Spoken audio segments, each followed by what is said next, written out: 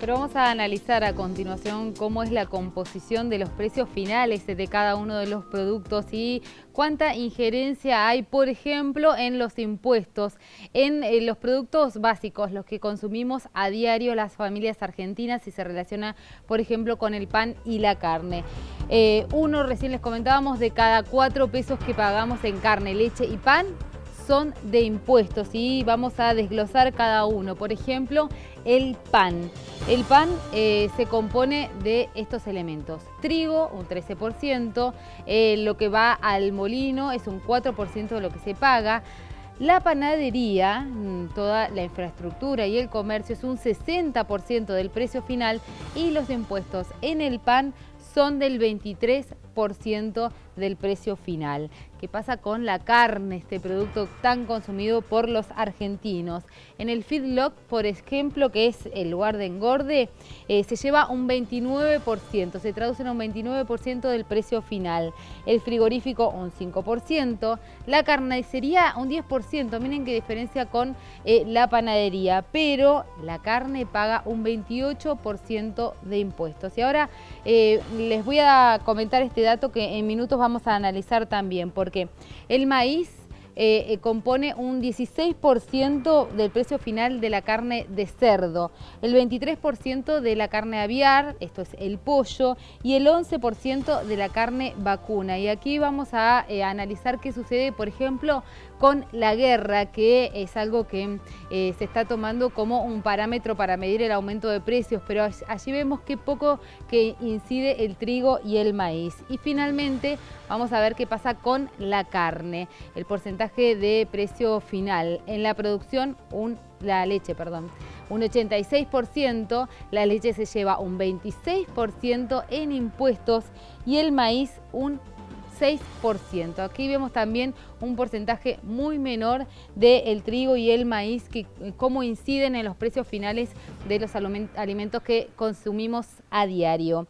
Natalia Ariño es economista de la Fundación Agropecuaria para el Desarrollo de Argentina. Ellos presentaron este informe y con ella vamos a conocer en detalle este desglosamiento de los precios finales.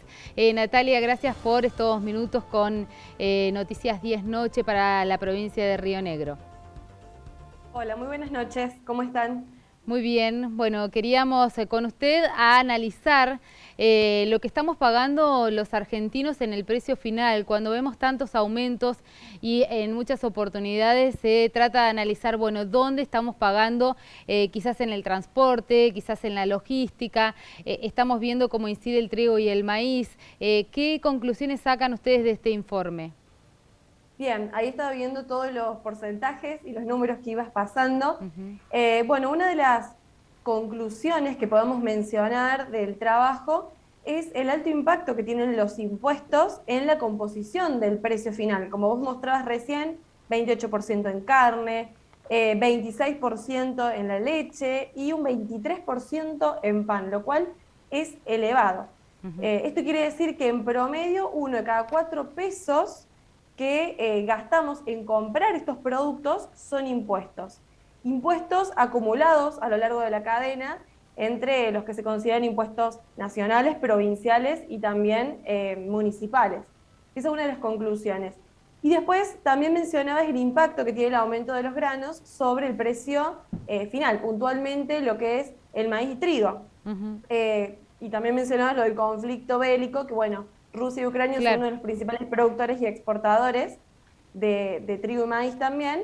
Y todo este conflicto bélico ha hecho que los precios de los granos internacionalmente subieran. Claro. Y después analizamos cuál es la participación de cada uno de ellos en el precio final para derribar un mito de que los granos no forman gran parte del precio, sino todo lo contrario. Sí, justamente es algo que se empezó a escuchar ahora con esto de la guerra, tratando de explicar de alguna forma la inflación, pero aquí podemos ver con estos números realmente de forma muy clara que no tienen tanto la culpa los granos, ¿no? Bueno, así es. A raíz de todo el debate estos últimos 2 meses, con esto del aumento del precio, dijimos, vamos a analizarlo con datos, con investigación, con números, para ver si realmente era así o no. Nosotros creíamos que no, pero bueno, finalmente los números también hablaron por sí solos. En el caso del pan, por ejemplo, el 13% representa el trigo, es decir, nosotros vamos a la panadería, compramos 1 kilo de pan. ¿Cómo está formado ese precio? Bueno, con un 13% es lo que aporta el trigo, es decir, la etapa primaria. Y después a eso se le suma un 4% del molino harinero, un 60% en Claro. panadería, más el 23% de los impuestos. Claro, pero Es fue, decir, sí, Natalia, fue lo primero que se escuchó cuando comenzó este conflicto bélico, que iba a aumentar el pan porque, bueno, el trigo es una de sus principales materias, pero bueno, sin embargo, aquí vemos que el porcentaje es muy menor. es menor y de hecho, bueno, si el 13% es solamente el grano, Claro, ¿sí? El trigo, el otro 87% del ¿dónde está? precio Ujú. está conformado por otros costos de producción, como por ejemplo costos de alquileres, costos salariales, transporte, que vos mencionabas recién, Claro, eh, alquileres, no sé si lo dije recién, sí. pero impuestos, costos administrativos, comercialización. Es muy grande la otra parte de la torta que falta, digamos. Ujú, Y que además todos esos componentes distintos al grano van aumentando mes a mes al ritmo de la inflación, al ritmo de los precios de mercado. ujú, Entonces, bueno, eso es para tener bastante en cuenta. Y de claro. hecho, también hicimos un ejercicio de decir, bueno, en estos últimos 2 meses el trigo aumentó aproximadamente un 30% su precio. ¿Cuánto impacta eso en el precio del pan? Y terminamos viendo que ese 30% de aumento del grano no impacta en más de un 4% de aumento en el pan. ¿Sí? Ujú. Es decir, que si el precio del pan aumenta en más de un 4%, no es solamente por efecto del trigo, sino que es por otras cosas más. Claro, ¿Se y entiende? un poco de especulación también, ¿no, Natalia? Sí, pues, a ver, principalmente nosotros viendo los costos, Ujú. los impuestos que paga la cadena y también la rentabilidad que tiene toda la cadena, no vemos algo exagerado, o sea, no vemos que algún actor de la cadena se beneficie exageradamente Claro, por sobre otro, digamos. Eh, el costo de producir en Argentina es alto, como bien mostraba en el caso del pan, está en un 63% de producción, es decir, del precio que vos pagas en la panadería, el 63% es el ujú, costo de toda la cadena, desde el campo hasta el comercio, es decir, desde el trigo hasta que el pan llega a manos de los consumidores. ujú. Y bueno, después quedan los impuestos, que es el 23%, y el resto la Sí, rentabilidad de la cadena. O sea que es costoso producir en nuestro país. claro.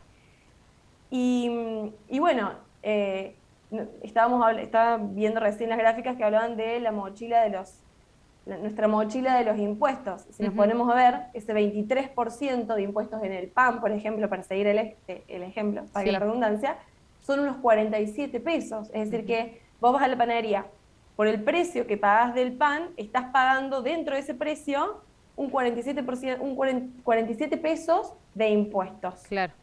Natalia, hay distintas medidas que ha tomado el gobierno nacional, como por ejemplo la restricción de importaciones a la carne, el maíz o el trigo.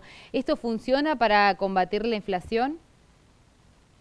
Claramente no, porque de hecho ya esas medidas, las de la intervención en el mercado de la carne, se dieron el año pasado y sin embargo el precio de la carne No. sigue Ujú. subiendo y eso fue una advertencia que de hecho desde FADA hicimos y un montón de entidades también lo hicieron, porque era aplicar eh, medidas que ya se aplicaron en el pasado y que ya se vieron cuáles eran los efectos, que era reducir la disponibilidad de la hacienda también en la producción y que el impacto en el precio, a lo mejor en el corto plazo sí disminuía, pero después tiende a aumentar, porque es Ujú. así.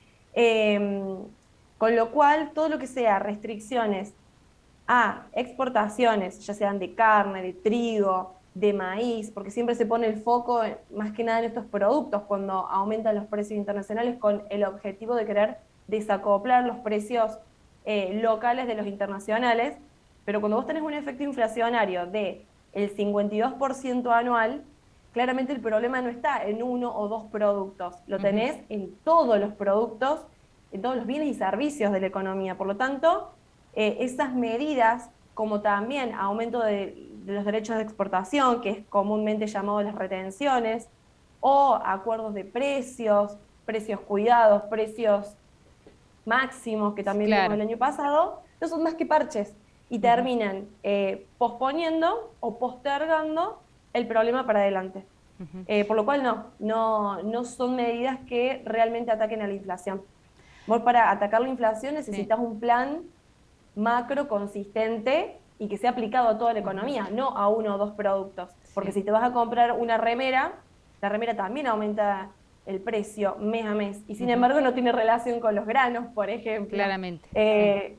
O quienes pagan una mutual, la mutual nunca dejó de aumentar, por ejemplo. O quienes pagan cuota del colegio de los chicos, de sus hijos. Bueno, la inflación está en todos lados está metida. La vivimos día a día. Natalia, agradecemos mucho este tiempo y la posibilidad de analizar estos resultados. Bueno, muchísimas gracias a ustedes y un saludo a toda la gente que nos está viendo. Gracias, hasta luego.